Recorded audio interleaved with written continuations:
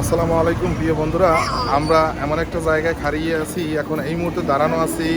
সেটা হলো গৌরনদী বন্দরে ভাই ভাই মার্কেট অর্থাৎ ফর ইউ একেবারে সম্মুখে আমাদের ঈদের জন্য কিছু কেনাকাটা ছিল বাকি, অর্থাৎ এই যে দুইজন স্যারের জন্য। তো সেই মার্কেট আজকে দিনে আমরা আলহামদুলিল্লাহ কমপ্লিট করলাম।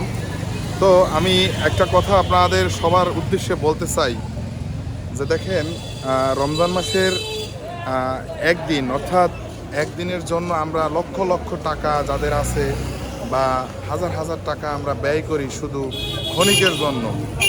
এখন বাস্তব কথা, আমাদের সারা জীবন যেখানে আমাদের থাকতে হবে, তো সেখানের জন্য গতকালকে সবে কদরের রাত গেছে, কিন্তু মসজিদগুলায় মানুষ সেরকম আসে নাই আর দোয়ায় অংশগ্রহণ করে নাই।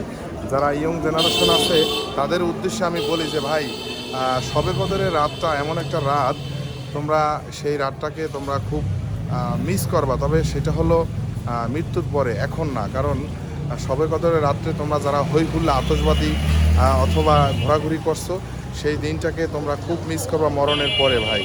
কারণ এই সবে কদরের রাতে দেখা গেছে তোমরা তোমাদের সাথে যে দুইজন করে ফেরেশতা আছে, অবশ্যই তারা লিপিবদ্ধ করে রাখছে।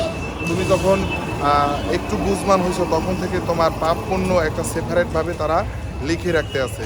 তো এই পাপ পুণ্যের সাথে যাদের দেখা গেছে বাবা মা গার্জিয়ান স্বরূপ যারা আছেন, তারাও কিন্তু অংশীদার হবেন। কারণ আপনাদের ছেলেদেরকে আপনার সঠিক গাইডলাইন দিতে পারেন নাই।